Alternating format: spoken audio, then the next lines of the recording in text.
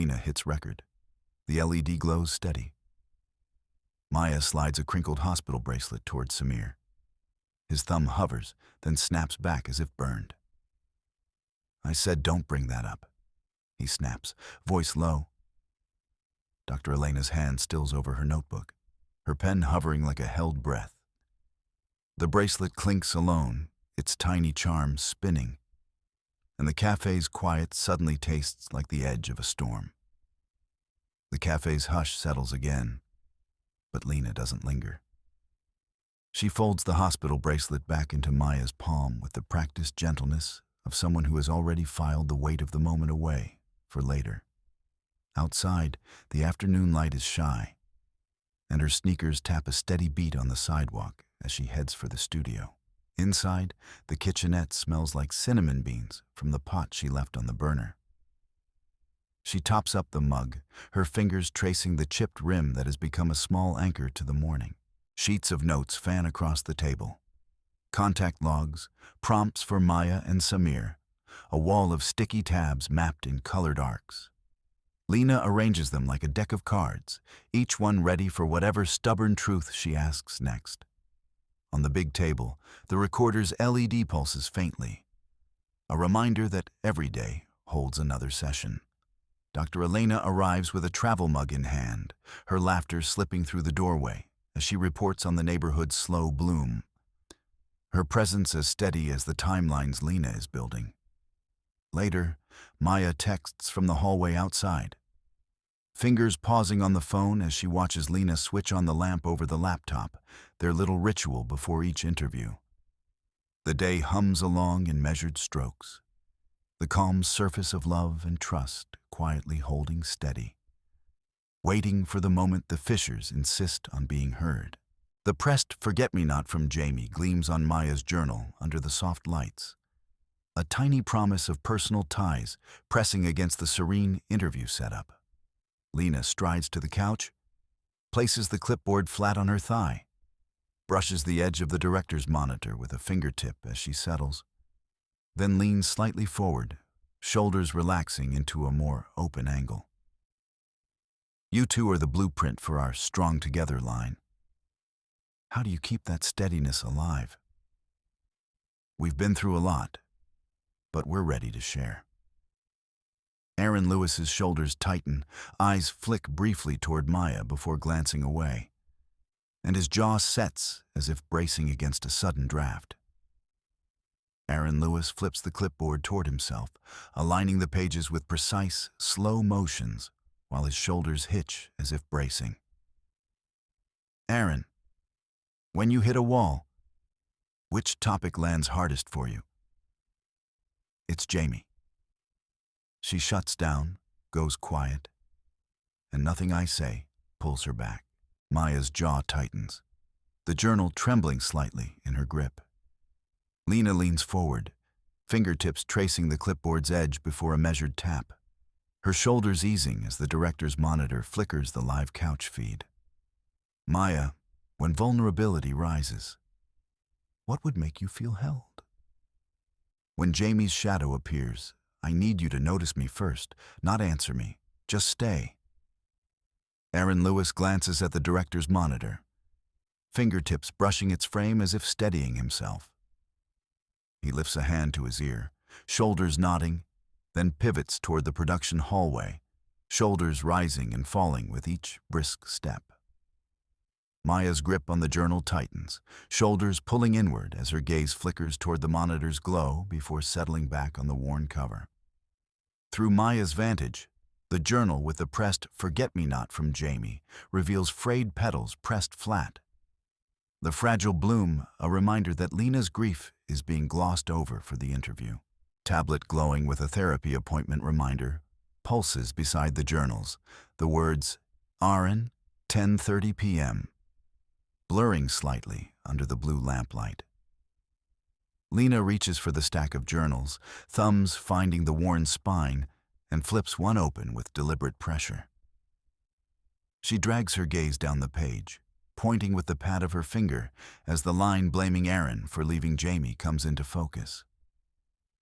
Fingers tighten around the journal's corner, keeping the page splayed open. Lena Carter's fingers hesitate on the journal, shoulders tightening as the blue light casts sharp lines across her face. Her jaw clenches, eyes narrowing while the confident posture she held a moment ago folds inward. Lena drags the journal from the stack, palms damp, and slides it across the coffee table toward Maya. She leans forward over the tablet's bluish glow, shoulders drawn tight as if pressing the space between them. Who are you blaming in those letters? It's private, Lena. I'm just writing so I don't fall apart, not to drag Aaron through it.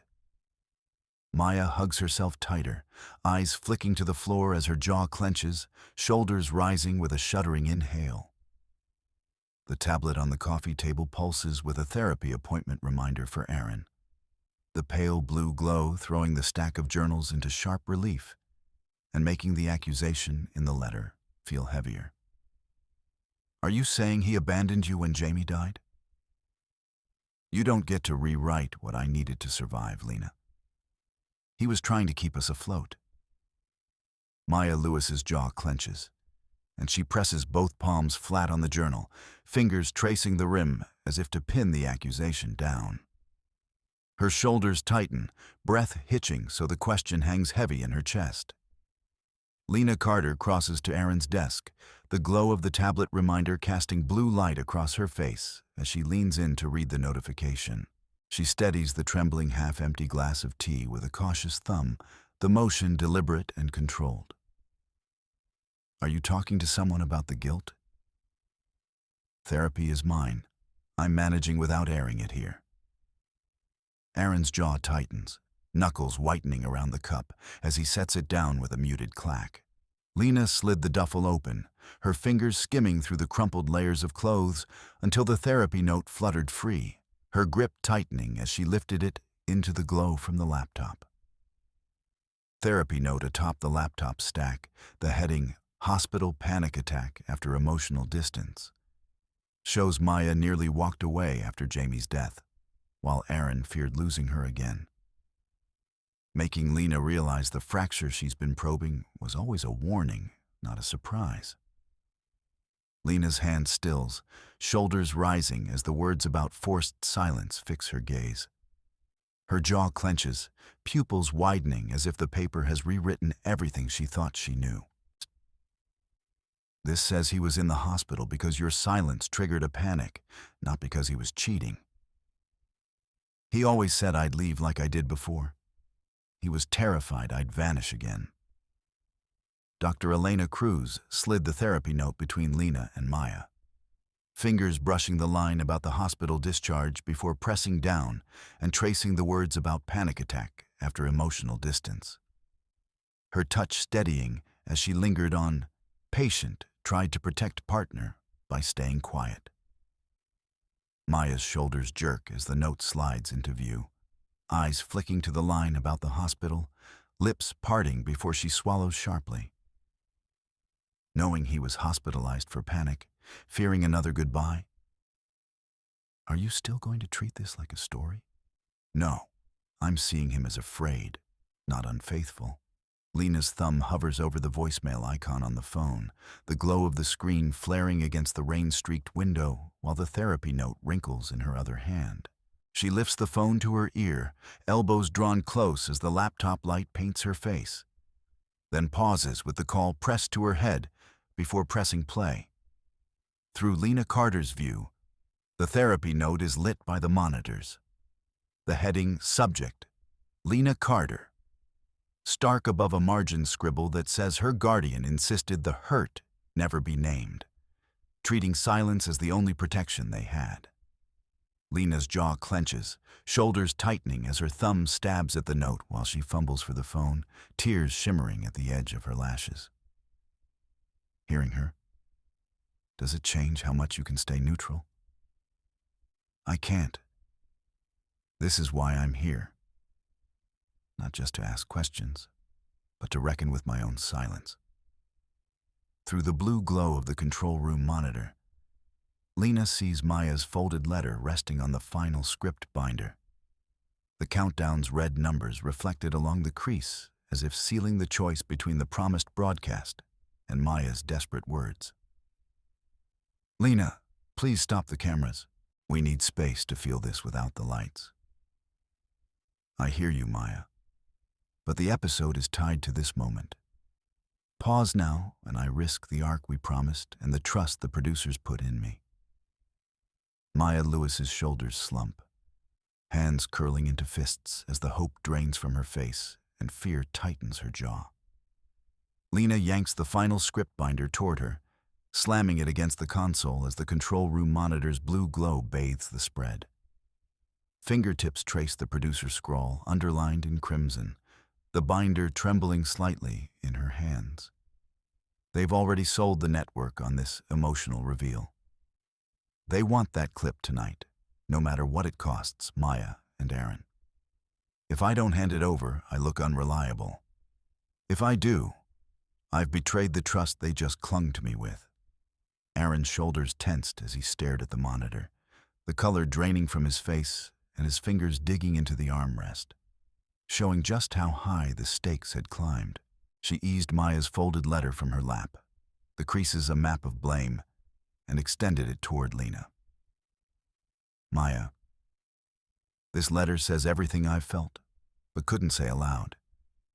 Airing it will flatten our healing into spectacle. Lena, I've been trained to capture the reveal. But if that reveal destroys the trust between you, what purpose does it serve?"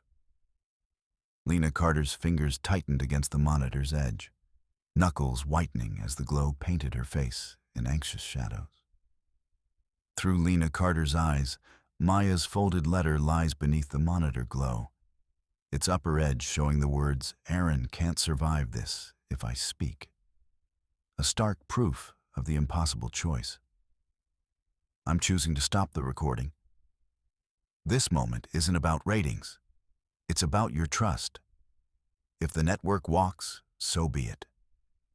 You'll face backlash, but you're refusing to weaponize their pain, and that keeps the door open for honest healing." Lena Carter's hand hovers over the glowing control room monitor before she presses the pause button, the red recording light guttering out. She pulls Maya's folded letter from beneath the monitor's edge, tucks it gently beside the final script binder, then turns with open palms toward Maya and Aaron. Through Lena's eyes, the clipboard's canceled live schedule glares back, the 9 p.m. relationship reckoning slot still circled in red, a quiet proof that refusing the ratings push left the night hollow. Lena set the clipboard with the canceled live schedule down hard on the halt button and pressed. The lights around the microphones faded, and she turned toward the room with her hands unclenched. "I'm pulling the plug on tonight. It can't go live, not like this." "Good. They need silence, not cameras, to finally say what's real." Maya eased the unsent letter from her palm, smoothing it across her knee as if steadying a tremor, then placed it gently on the table between them. She drags the page toward Lena, fingers flattening the corners, then pushes it across the table so the plan slides into view. "We'll go to therapy together, lock in those self-care rituals, and keep Lena as a witness, not a partner in this." "Agreed. This has to be ours, not her story." Lena lets out a slow breath, shoulders squaring as her jaw tightens. Mara sits on the edge of the now empty stage, the cameras dormant, their red tally lights dark. The control room's silence is full but gentle, not the sharp buzzing of a countdown. A single sheet of paper, Maya's final letter folded beside the journal, shoulders the space between her and the empty chair. She dips her finger into the pressed forget-me-not, feeling the brittle edges like a breath, then tucks it behind the binder where Jamie once traced margins. In the reflection of the darkened monitor, Mara sees her own outline steadier, unafraid of the raw footage stacked in the racks. Without the rating sprint, the space feels less hollow. She closes the journal over the notes, the latch clicking soft and sure. Standing, She switches off the blue lamp, leaving only the faint glow of post-production LEDs. Her hand lingers on the doorframe before she steps through, the corridor now a hallway of steady breaths and unedited truths.